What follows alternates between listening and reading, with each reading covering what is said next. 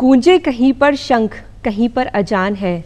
Bible है, ग्रंथ साहब है और गीता का ज्ञान है। दुनिया में और ये मंजर नहीं नसीब, दिखलाऊं ज़माने को ये मेरा हिंदुस्तान है। नमस्कार। कहते हैं संविधान बनाते समय हमारे संविधान निर्माताओं ने एक ऐसे संविधान की कल्पना की थी जिसमें सभी व्यक्ति समान हो, एक कल्याणकारी समाज की स्थापना हो सके और किसी भी व्यक्ति के अधिकारों का हनन ना हो। इन सभी उद्देश्यों को यथार्थ रूप देने में महत्वपूर्ण भूमिका निभाई डॉक्टर भीमराव अंबेडकर साहब ने, जो बाबा साहब के नाम से भी लोकप्रिय हुए। 14 अप्रैल 1891 को बाबा साहब की जयंती है और शीघ्र ही 125वीं जयंती हमारे सामने आने वाली है और इसीलिए आज उनके विषय पर आज हमारे साथ इस कार्यक्रम में बातचीत करने के लिए इस महान व्यक्तित्व के बारे में कुछ खास मेहमान हैं। तो स्वागत करते हैं सबसे पहले BL बैरवा साहब का, जो all India SC/ST railway employee association में राष्ट्रीय अध्यक्ष हैं। आपका बहुत बहुत स्वागत है। आप हैं डॉक्टर चंद्र कुमार वर्ठे साहब, जो साहित्यकार हैं और आपकी कई पुस्तकें प्रकाशित हो चुकी हैं। और आप हैं PL मिमरोड साहब, जो अधिवक्ता हैं। आप सभी का बहुत बहुत स्वागत है हमारे आज के इस कार्यक्रम में। जैसा कि हमारे सामने ये विदित है कि डॉक्टर भीमराव अंबेडकर साहब की जयंती के लिए हम सभी आतुर हैं, तो सबसे पहले मैं आपसे ये पूछना चाहूँगी बैरवा साहब कि हम भीमराव अंबेडकर साहब के योगदान को किन अर्थों में हम उनकी प्रासंगिकता को समझ सकते हैं? देखिए, जिस समय बाबा साहब डॉक्टर भीमराव अंबेडकर का जन्म हुआ उस समय हमारे देश के अंदर अनेकों बुराइयां फैली हुई थी जी। और छुआछूत, ऊंच नीच, भेदभाव, ये इस तरह की बुराइयां थी जो समाज को आगे बढ़ने में बाधा डालती थी और देश के विकास में भी ये बाधा डालती थी। ऐसे समय में बाबा साहब डॉक्टर भीमराव अंबेडकर का जन्म हुआ और उन्होंने विकट परिस्थितियों में संघर्ष करके उच्च शिक्षा ग्रहण की और समाज को एक मार्गदर्शन कराया, साथ साथ देश को एक मार्गदर्शन कराया कि जब तक हम इन बुराइयों से निजात नहीं पाएंगे तब तक हमारा समाज और हमारा देश उन्नति नहीं कर सकता। इस दिशा में उन्होंने जो अंतिम उपलब्धि हासिल की वो भारतीय संविधान का निर्माण करके और हमको संवैधानिक अधिकार दिए, ताकि उन अधिकारों के माध्यम से इन बुराइयों से निपटा जा सके और जो देश में असमानता, भेदभाव, जो छुआछूत और अन्य मामले हैं उनका निपटारा हो सके और सबको एक साथ उन्नति का अवसर मिले और देश के विकास में उनको योगदान देने का मौका मिले। इस भारतीय संविधान के निर्माण होने के बाद हमारे देश की जनता ने, खासकर जो दलित, आदिवासी, पिछड़े लोग हैं, उन्होंने इसका फ़ायदा उठाया और उन्होंने फ़ायदा उठा करके आज वो अच्छी शिक्षा ग्रहण करके हर क्षेत्र में आगे बढ़ने लगे हैं और इन बुराइयों से भी छुटकारा उन्होंने पाया है।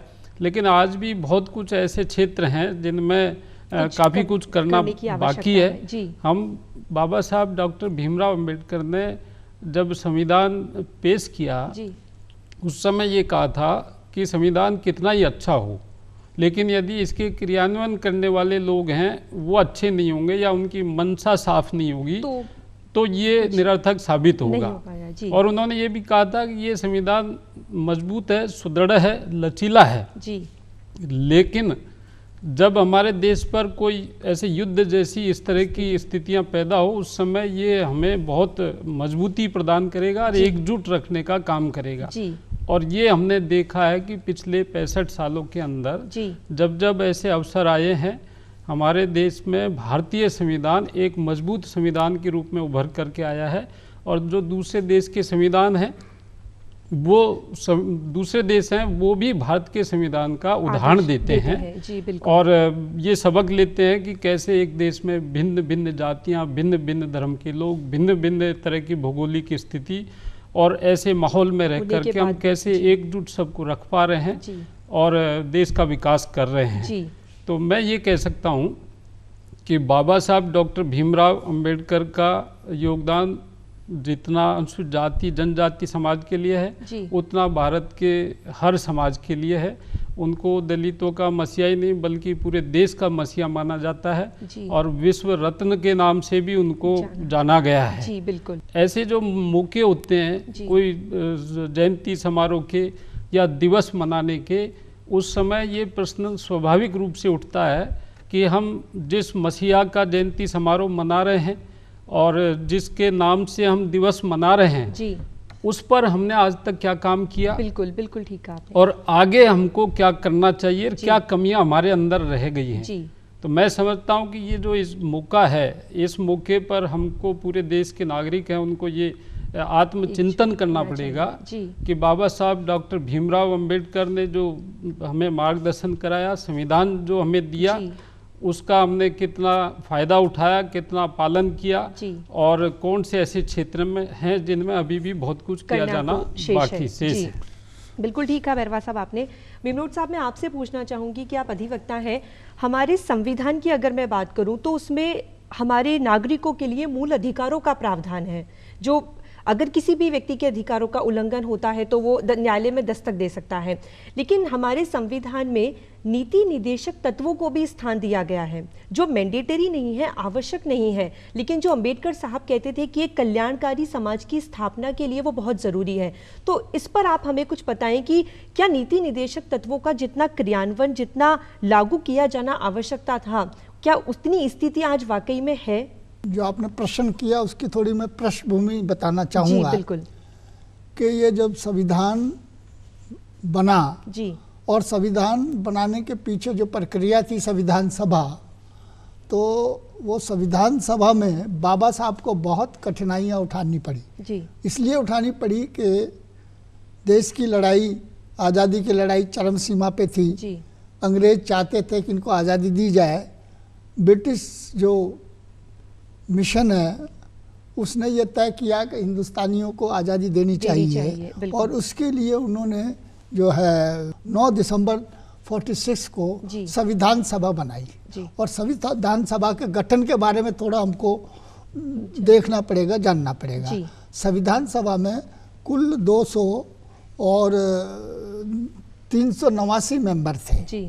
गठन कैसे, आज की तरह नहीं था। आज लोकसभा में, असेंबलियों में आम लोग चुनते हैं। उस वक्त जो गठन किया था एक लंबी प्रक्रिया नहीं, जो नेचर, जो जिस तरह के परिवर्तन लोग आए कि जो मेंबर आए वो चुने थे, ब्रिटिश जो शासन था, ब्रिटिश राज, उनकी असेंबलियों ने चुने थे।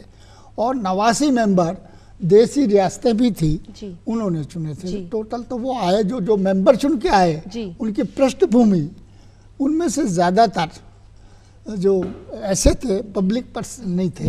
लेकिन आज़ादी में लड़ाई लड़ने वाले लोग जो आए वो बहुत थे। वो चाहते थे कि हमारे देश के अंदर संविधान बने और जैसा आपने कहा कि ऐसा संविधान बने, सबको न्याय मिले, समता मिले, सुरक्षा मिले और किसी का आनंद ना हो। तो वो जो संविधान सभा बन गई, संविधान सभा में 8 कमेटियों का निर्माण किया गया। भाई ये लेकिन सबसे बड़ी महत्वपूर्ण कमेटी थी ड्राफ्टिंग कमेटी। और ड्राफ्टिंग कमेटी के जो चेयरमैन थे वो बाबा साहब थे। टोटल 9 मेंबर थे। 9 मेंबरों में से बड़े बड़े बहुत दिग्गज लोग थे, रामास्वामी अयंगर साहब, दिलंगर साहब और बहुत से नाम मैंने नहीं लेना चाहूँगा। लेकिन 9 मेंबरों में से जो है एक की डेथ हो गई, नॉमिनेट नहीं किया। एक मेंबर विदेश में जा कर के चला गया, अमेरिका में। एक बीमार हो गया और एक ने कहा कि बाबा साहब आप जो करेंगे हम मंजूर होगा। लेकिन उस सब का अप्रूवल संविधान सभा से लेना जरूरी था। बिल्कुल। बाबा साहब ये चाहते थे, बाबा साहब जैसा आपने बात किया कि बहुत सी चीज़ों को फंडामेंटल राइट्स में लाना चाहते, डायरेक्टिव प्रिंसिपल में नहीं लाना चाहते। जैसे शिक्षा का मामला है और दूसरे मामले हैं, वो लाना चाहते थे। उनकी इच्छा, रोजगार की हम बात करें, रोजगार की, एम्प्लॉयमेंट की थी, एजुकेशन की थी, यूनिवर्सल एजुकेशन की थी, लैंड की थी, वेतन, जो समान कार्य के लिए समान वेतन। जितने जो लोग थे वो जो संविधान सभा में बहुत जागीरदार, सामंती, दूसरे लोग थे, उन्होंने उनको नहीं कहा। लेकिन जो सामाजिक उत्थान के लिए जो लोग उत्पीड़ित थे, आदिवासी थे, किसान थे, गरीब लोग थे, क्योंकि बाबा साहब खुद उस पीड़ा को भोगा था, इसलिए उन्होंने वो सारे प्रावधान जो है उसको, जो फंडामेंटल राइट्स में है जो आप बता रहे हैं, उसमें एक रिजर्वेशन भी है, सारे के सारे उनको उन्होंने रखा, इंक्लूड किया। उसका विरोध नहीं किया संविधान सभा के, बल्कि उन्होंने सबने साथ दिया। जी। लेकिन जो फंडामेंटल जो डायरेक्टिव प्रिंसिपल में जो सब्जेक्ट जानने चाहिए थे वो नहीं आए, उन्होंने नहीं आने दिए। और इसी चीज़ को बाबा साहब ने ये डायरेक्टिव जो है 25 जब संविधान तैयार हो गया था और उन्होंने पेश किया संविधान सभा को, उससे एक दिन पहले उन्होंने कहा, जैसे बैरवा जी ने कहा, उन्होंने कहा कि संविधान बन गया है, मैं इससे संतुष्ट नहीं हूँ। इसलिए संतुष्ट नहीं हूँ कि इसमें बहुत कंट्राडिक्शन है। हमने पॉलिटिकल राइट सबको बराबर दे दिए वोट के, लेकिन जो सोशल डेमोक्रेसी है वो कमी थी और इकोनॉमिकल है, उसका मैं नहीं कर पाया हूँ। और ये मेरी टीस है, ये उनकी टीस थी।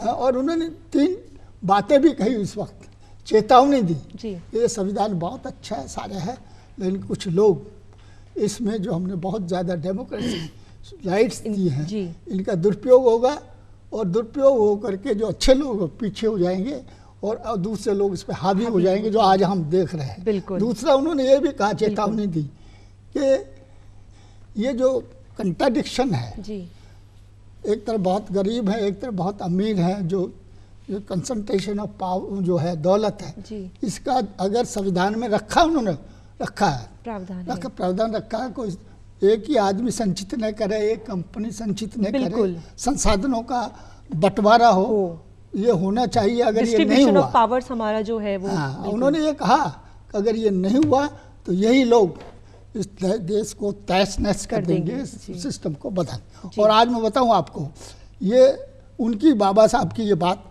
भविष्यवाणी साबित आ रही है। आज हमारे कहीं ना कहीं 1/3 पार्ट में देखने को माओवादी हैं, नक्सलवादी हैं, आतंकवादी हैं।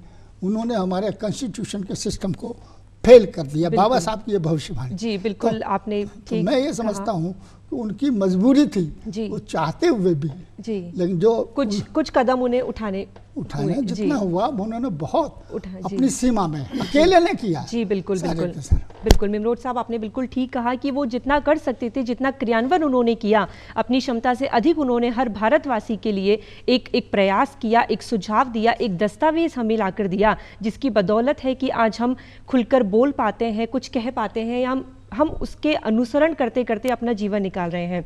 भट्टे साहब, मैं आपकी तरफ आना चाहूँगी, आप एक साहित्यकार हैं, तो मैं अंबेडकर साहब का साहित्य के क्षेत्र में क्या योगदान रहा, इस पर आपसे कुछ जानकारी चाहूँगी।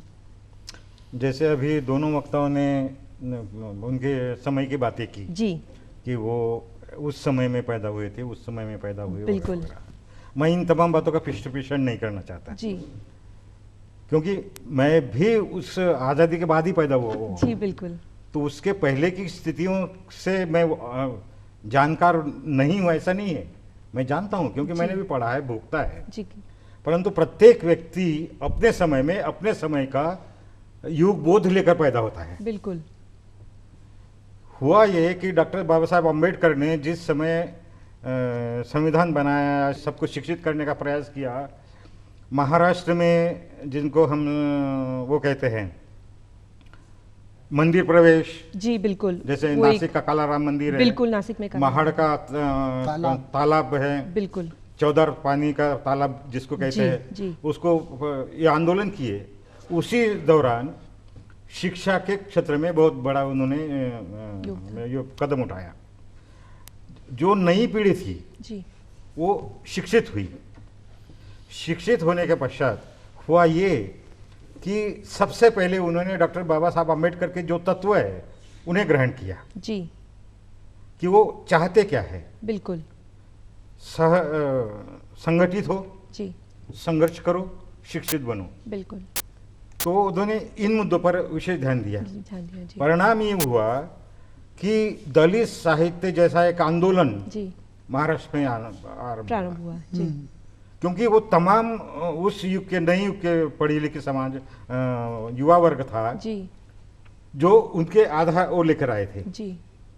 एक तरफ उस समय दरमियान हमारे देश में मार्क्सवाद का प्रभाव था, बिल्कुल, बाकी दूसरे अन्य विचारधाराएं प्रभावित थी, बिल्कुल। इसके बावजूद आम्बेडकर की समानता और विचारधारा को लेकर इन लोगों ने इस आंदोलन को आगे बढ़ाया, जिससे साहित्यिक योगदान की आप जिस प्रासंगिकता की बात करती है आज के अर्थ में, जी बिल्कुल, आज के अर्थ में सबसे बड़ी प्रासंगिकता इस अर्थ में है कि आज का प्रत्येक युवा वर्ग जो है, चाहे वो किसी भी समाज का हो, बिल्कुल आम्बेडकरी विचारधारा पर चल रहा है। बिल्कुल ठीक कहा आपने। सबसे पहले तो वो छुआछूत को नहीं मानता। जितनी छुआछूत उस जमाने में रही होगी, आज उतनी नहीं है। नहीं है, चाहे वो किसी भी धर्म, किसी जाति का व्यक्ति हो।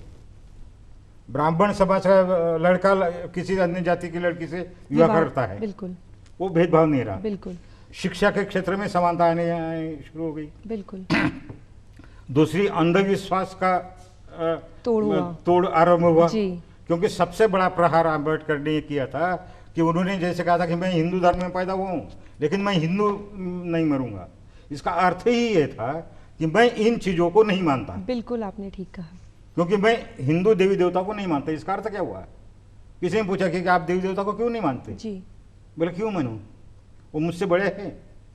कोई भी देवता मनुष्य से बड़ा नहीं हो सकता है, क्योंकि देवताओं को मनुष्य ने ही गढ़ा है, बनाया है। जी। बड़ा तो वो है जो एक शिल्पकार है, जो खुरदरे पत्थर में से एक देवता की मूर्ति तैयार करता है। बिल्कुल। तो हमें उसको, तो जिस प्रासंगिकता की बात आज हम कर रहे हैं, मैं वो रेखांकित करना चाहता हूँ कि अंधविश्वास का उन्होंने विरोध किया। आज का प्रत्येक युवा अंधविश्वास का विरोध दूर है। बिल्कुल। क्योंकि विश्वास और अंधविश्वास में एक बहुत महीन सी रेखा होती है। बिल्कुल। मैं एक उदाहरण देकर स्पष्ट करना चाहूंगा कि एक डॉक्टर है, एक डॉक्टर के पास एक व्यक्ति जाता है और कहता है कि उस डॉक्टर की दवाई से हमें बहुत फायदा होता है। ये हुआ विश्वास। दूसरा कहते कि अरे वो ऐसा डॉक्टर है कि उसने अगर मिट्टी भी दी तो पेशेंट ठीक हो जाता है। बिल्कुल ठीक। ये हुआ अंधविश्वास। अंधविश्वास। बहुत बढ़िया आपने उदाहरण दिया, बहुत सही। तो ये जो मैं आपको बता रहा हूँ कि आधुनिकता का जो प्रासंगिकता की जो बात मैं मानता हूँ आज के संदर्भ में, ये है सबसे बड़ा उनका शैक्षणिक प्रभाव। जी। अंधविश्वासों का ये जितनी उनके विरुद्ध वो थे, तत्व थे, जी, उनकी जो आइडियोलॉजी थी, विचारधारा, जिसको आइडियोलॉजी का हम विचारधारा कहते हैं। आइडियोलॉजी क्या होती है?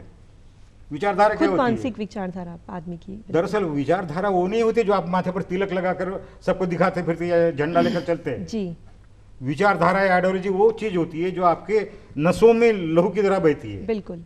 तो इस तरह की जो विचारधारा है, आइडियोलॉजी है, आज की पीढ़ी में आम्बेडकर के विचारधारा के रूप में सर्वत्र विद्यमान है। जी बिल्कुल। आप इस बात से इनकार नहीं कर पाओगे। बिल्कुल। महाराष्ट्र में सबसे ज्यादा दलित पैंथर्स का साहित्य की वजह से आपका। जी बिल्कुल ठीक कहा भट्टे साहब आपने कि एक जो समस्या कहीं ना कहीं उस समय जो लोगों के मन में पल रही थी, आज हम उससे कोसों दूर आ चुके हैं और निश्चित तौर पर धीरे धीरे हर चीज़ और भी आगे प्रयासरत रहेगी और ठीक होगी। बैरवा साहब, मैं आपकी तरफ आना चाहूँगी कि बाबा साहब दलितों के मसीहा कहे जाते हैं। उन्होंने छुआछूत को दूर करने के लिए, जैसा कि अभी भट्टे साहब ने बताया कि मंदिरों में प्रवेश के लिए उन्होंने कदम उठाए, तो इसके बारे पे आप हमें जानकारी दें कि उन्होंने क्या ऐसे प्रावधान, क्या ऐसे प्रयास किए कि लोगों की ये संकीर्ण सोच कि यहाँ मंदिर या छुआछूत या प्रवेश, इस तरह की समस्या से हम निजात पा सकें, हम बाहर आ सकें। देखिए, एक्चुअली एक खाली छुआछूत ही बाबा साहब का आंदोलन का एक हिस्सा नहीं था, बल्कि उनका आंदोलन था मानवता के लिए। बाबा साहब डॉक्टर भीमराव अंबेडकर मानवता के पुजारी थे और वो मानव में भेद पसंद नहीं करते थे और उसमें जो चीज़ें भेद पैदा करती थी उनको वो मिटाना चाहते थे। तो मतलब जो उनकी मूल लड़ाई थी, चाहे छुआछूत के बारे में है, जो आंदोलन उन्होंने, जैसे पानी पीने के बारे में अभी चर्चा हो रही थी, जो आंदोलन चलाए और भी आंदोलन चलाए, वो उन सब का मकसद था कि मानव में फ़र्क नहीं होना चाहिए जी।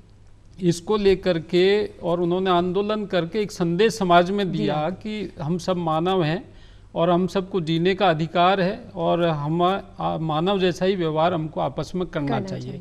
जब भारतीय संविधान बनाने का अवसर मिला तो उन्होंने इन सब के खिलाफ प्रावधान किए और भारतीय संविधान में इस बात का प्रावधान किया गया कि ये छुआछूत जैसी बीमारियां हैं और दूसरे जो समस्याएं हैं, इनसे हमें निपटारा मिलना चाहिए और इनके खिलाफ जो कानून बनाए और वो कानून का क्रियान्वयन भारत सरकार ने करना चालू किया, जिनमें एक तो SC/ST एट्रोसिटी एक्ट भी हमारे यहाँ बना, जिसमें कोई भी अनुसूचित जाति जनजाति समाज के व्यक्ति के साथ में यदि छुआछूत, ऊंच नीच, भेदभाव का व्यवहार करता है, यदि उसको प्रताड़ित करने का काम करता है तो उसके खिलाफ कार्रवाई करने का उसमें प्रावधान है। बिल्कुल।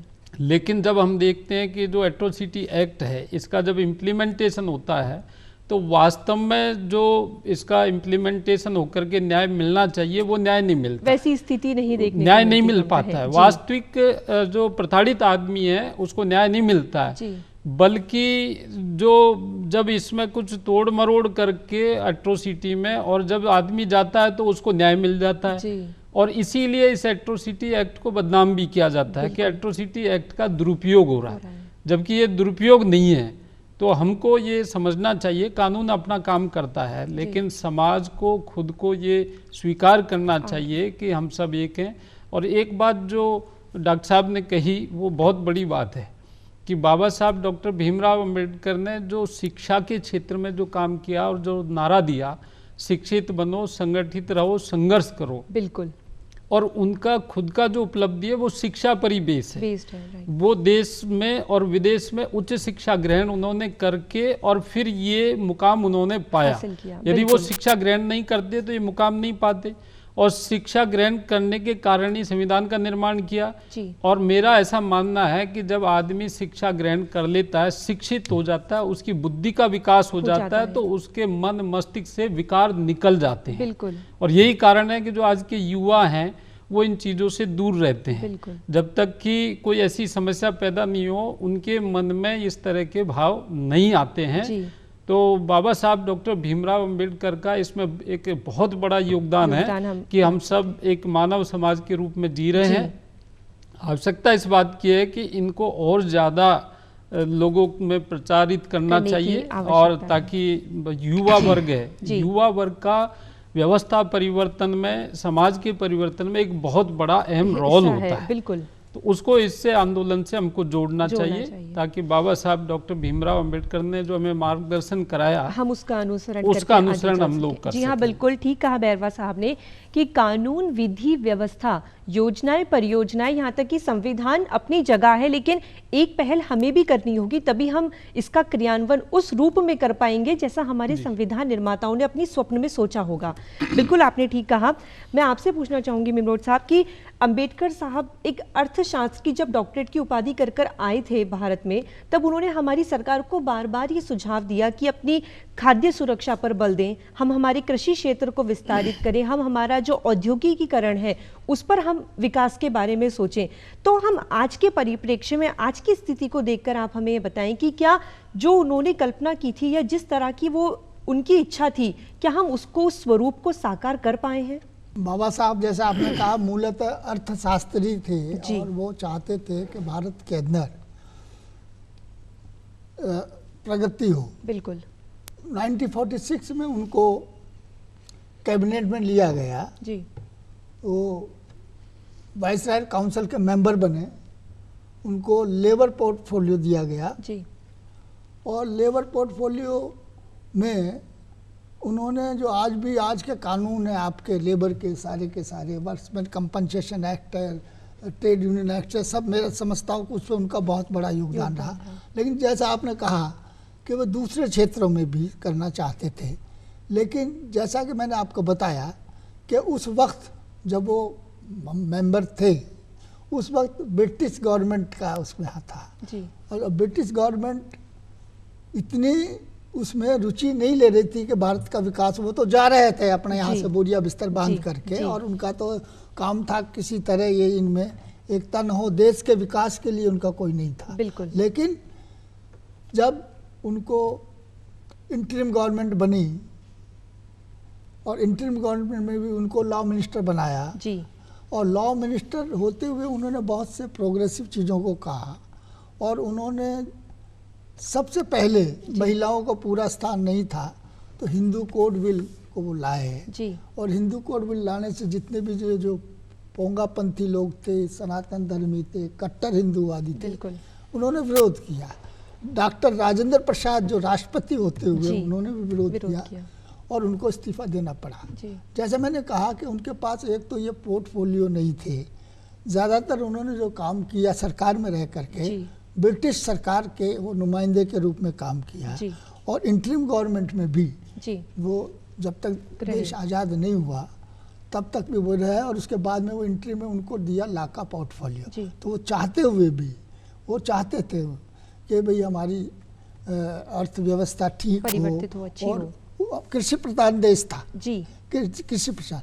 आज जैसे फूड की समस्या उस वक्त नहीं थी, पॉपुलेशन कम थी जी, और फूड इतना हमको नहीं था, सिक्योरिटी बाद में जाके आई है जो बड़ी है। तो उस वक्त मैं समझता हूँ कि वो ये ज्वलंत समस्या नहीं थी और पोर्टफोलियो भी उनके लेकिन पास, उनका दृष्टिकोण कहीं ना कहीं ये देख पा रहा था कि आगे जाकर ये समस्या हो सकती है। वो तो उनके जो बता पाएंगे सारी उनका जो साहित्य है जी, उनके साहित्य में उन्होंने, मैं समझता हूँ कि हमारे देश की सारी समस्याओं पर, खास तौर पर दलितों की, गरीबों की, महिलाओं की योगदान उन्होंने लिखा है जी। वो दार्शनिक भी थे, बुद्धिजीवी भी थे, इतिहासकार भी थे और उनके साथ साथ विधिवेता भी थे, बिल्कुल बिल्कुल, और अर्थशास्त्री भी थे। उनका निमरुड साहब की बात को मैं आगे बढ़ाते हुए बाबा साहब के संदर्भ में कुछ बातें कहना चाहूँगा।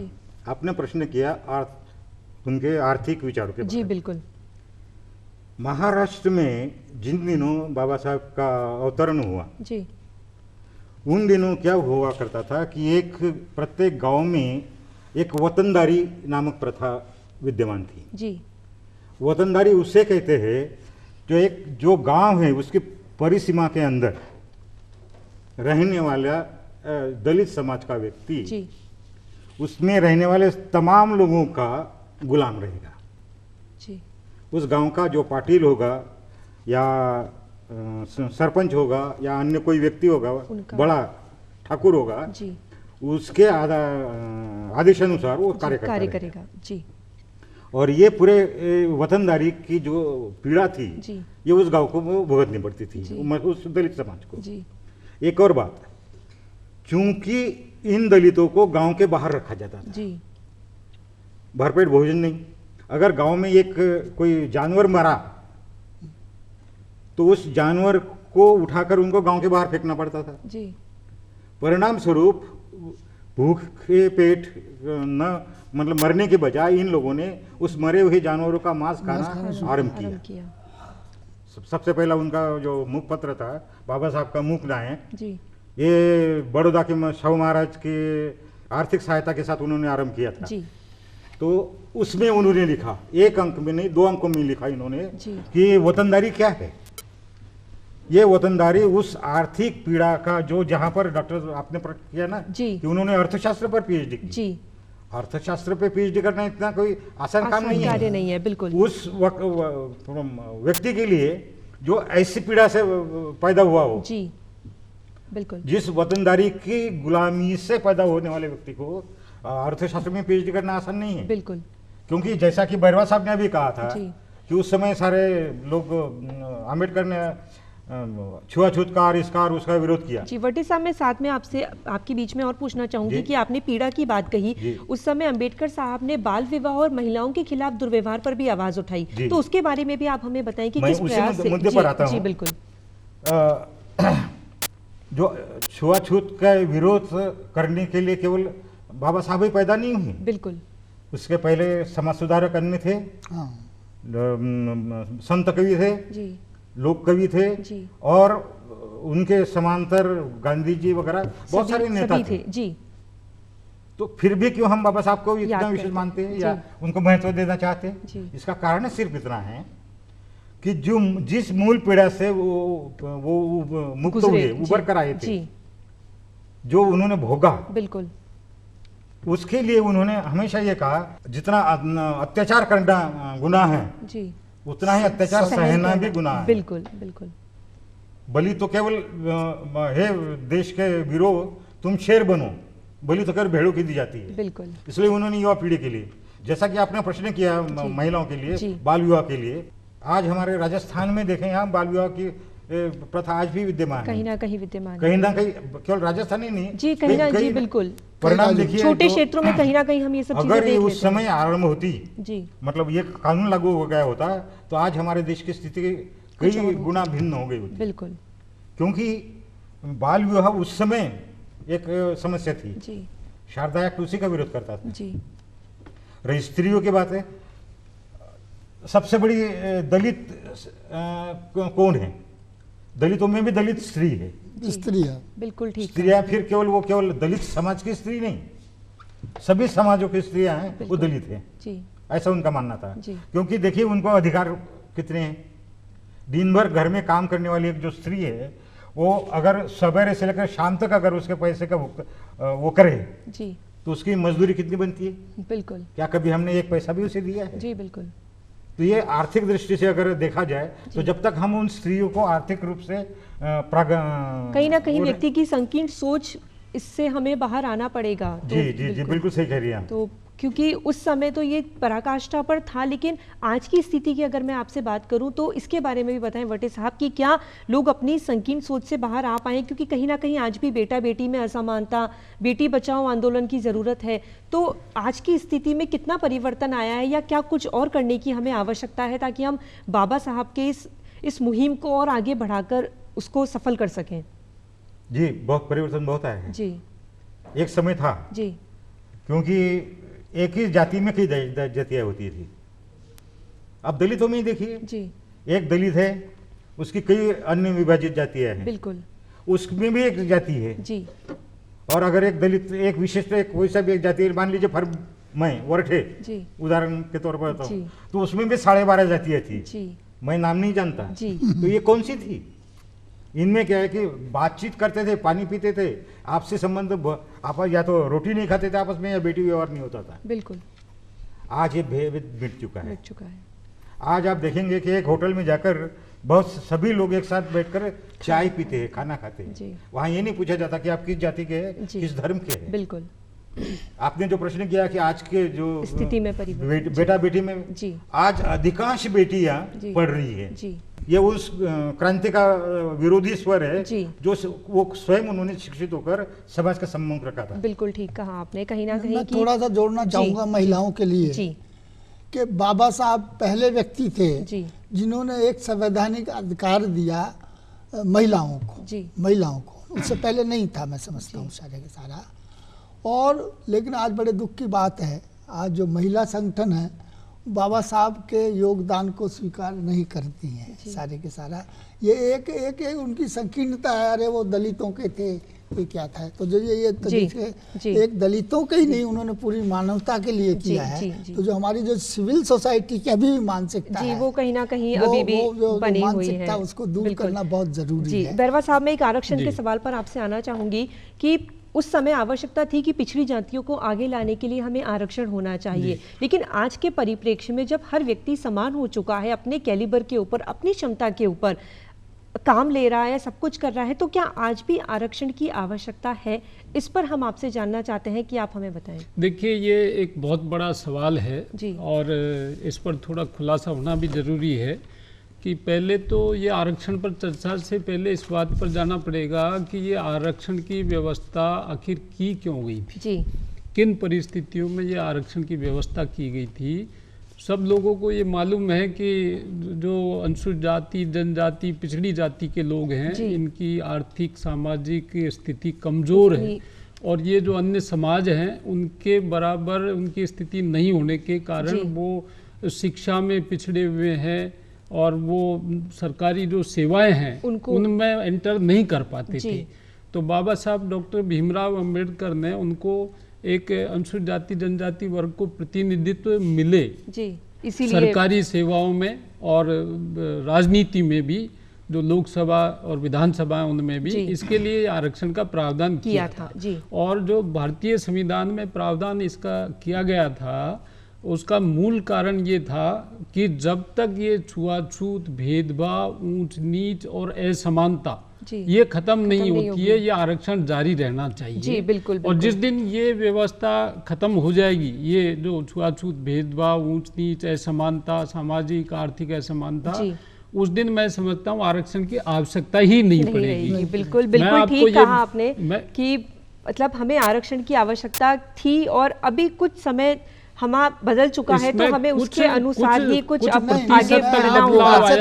लेकिन ऐसा नहीं है। मैं आपकी बात से थोड़ा सहमत नहीं हूँ के बदल गया। मैं समझता हूँ आज भी स्थिति आरक्षण की पहले से आज ज़्यादा ज़रूरत है और इसके लिए मैं, इस समय बहुत कम है, इंडिकेटर्स हैं हमारे, डेवलपमेंट के इंडिकेटर्स हैं, सरकार के इंडिकेटर्स हैं, लेकिन हमें गरीबी भी, अभी सर्वे जो आया है उसमें अभी भी 30% से ज़्यादा वो परिवार हैं जिनको मूलभूत आवश्यकताएं, पानी भी नहीं है, नौकरी की तो बात छोड़िए। जी बिल्कुल ठीक कहा आपने कि हमें कहीं ना कहीं संविधान को लेकर अब आगे चलना होगा। ये मुद्दा आरक्षण से थोड़ा सा भिन्न है जी। मेरा मानना है कि जैसे अभी आप कह रही थी मोनिका जी कि ये जो तमाम जो मुद्दे हैं हमारे आज के प्रासंगिक अर्थों में अगर हम देखें तो मुझे ये लगता है चाहे वो आरक्षण का मुद्दा हो, बिल्कुल छुआछूत का हो या कोई अन्य मुद्दा भी हो, स्त्री का, शिक्षा का, ये हमें इस अर्थ में देखने चाहिए कि हमें पुराने समय में क्या था इसे भूले और आज की आवश्यकता अनुसार हम इसमें क्या परिवर्तन ला सकते हैं वो हमें देखना होगा। जी बिल्कुल, बहुत बहुत धन्यवाद आपको कि आप सभी हमारे इस कार्यक्रम में आए, हमें अंबेडकर साहब के बारे में इतनी अच्छी जानकारियां दी। और ये बिल्कुल सच है कि प्रजातंत्र, संप्रभुता, सामाजिक न्याय, आर्थिक कल्याण, किसी भी क्षेत्र में बाबा साहब के योगदान को भुलाया नहीं जा सकता। एक सोच हमें भी आगे बढ़नी होगी कि हमें जाति पाति, ऊंच नीच, भेदभाव, रंग भेद से परे हटकर हम सभी को एकजुट होकर रहना पड़ेगा और इस मानसिकता के साथ आगे बढ़ना होगा कि हम सब संविधान का अनुसरण करें।